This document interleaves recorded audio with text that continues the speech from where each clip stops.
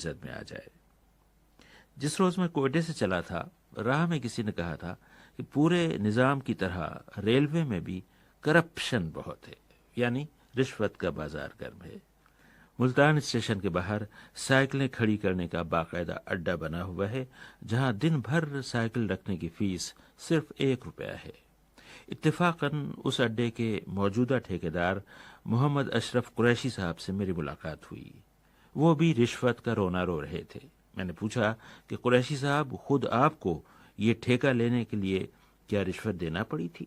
جی، رشوت تو دینا نہیں پڑی، بلکہ اس کے لیے تگ و دو بڑی کرنی پڑی، کیونکہ جب ہم نے ٹینڈر ڈالا تو اصول یہ ہوتا ہے کہ جو زیادہ بولی دے یا جو زیادہ مطلب ہے ٹینڈر دے اس کو الاٹ کر دیا جائے، لیکن ہمارے ساتھ سودے بازی ہوئی۔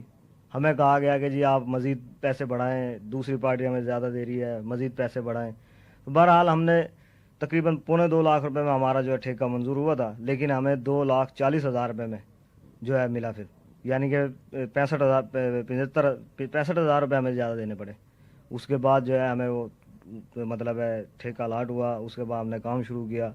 اس کام کی حالت یہ ہے سر کہ ریلوے ملازم آتے ہیں، وہ کہتے ہیں جی ہم نے تو 25 سال ہو گئے، 30 سال ہو گئے، کسی کو کرایہ نہیں دیا۔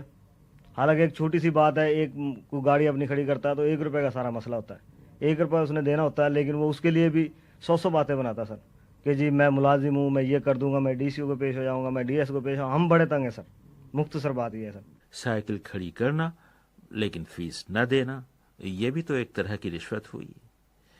محمد اشرف قریشی صاحب نے باتوں باتوں میں اپنے ایک دوست کا قصہ سنایا تھا کہ انہیں کس طرح کی رشوت دینا پڑی۔ میں نے پوچھا کہ آپ کے دوست کا کیا قصہ تھا؟ جی ہاں، میرے ایک دوست تھے، بلکہ الحمدللہ ہیں ابھی۔ وہ گزشتہ ماہ ایران گئے، وہاں سے کمپاؤنڈ یعنی کہ تارکول جسے ہم کہتے ہیں اپنی زبان میں، وہ لے کر آئے ایک بوگی۔ ملتان ریلوے اسٹیشن پر اتری نہیں بلکہ وہ بوگی میں پڑے رہا۔ 3 دن کے بعد پتہ چلا جی ہم تو اس کے اوپر جرمانہ بھی ڈالیں گے، اور جناب جو ہمارا گاڑیاں ڈیمیج ہوئی ہے اس کا بھی فین لیں گے۔ 18 ٹن مال تھا سر، انہوں نے کہا جی ہم 20 ٹن کے پیسے لیں گے۔ بہرحال اس بیچارے نے کہا، بڑی بھاگ دوڑ کی، سیاسی لوگوں سے ٹیلی فون کروائے، لیٹر وغیرہ لے کر گئے۔ اب فائنل یہ ہوا ہے جی ہمارے ساتھ مکمکا کریں تو 100 ہم جو ہے ڈرام ریلیز کر دیں گے، 6 ڈرام ہم رکھیں گے۔ محمد اشرف قریشی اگرچہ اسٹیشن پر سائیکل اسٹینڈ کے ٹھیکیدار ہیں، مگر خود بھی ریل سے اکثر سفر کرتے ہیں۔ اس روز بتا رہے تھے کہ سفر کے دوران مسافروں کی کیا حالت ہوتی ہے۔